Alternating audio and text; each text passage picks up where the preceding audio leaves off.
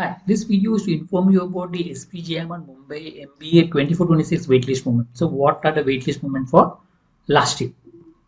So we do have courses for entrance examinations, SCAT, etc.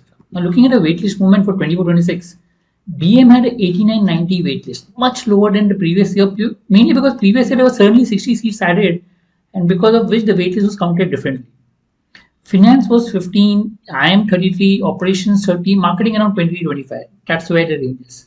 But this was last year's waitlist. I mean, if you look at 2 years back, if you look at BM, as I said, there was a certain increase of intake of 60, but finance 24, IM 26, operation 28, marketing 27.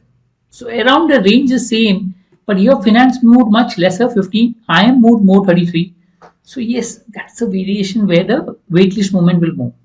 So if you fall in the borderline case, keep your fingers crossed, hope that you clear it off.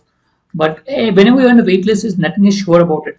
I mean, just keep it as a backup option and look out for other admission process. But yeah, this will give you a fair idea as to what are your chances of conversion and what are the variation in terms of the waitlist movement. I hope this helps. All the best.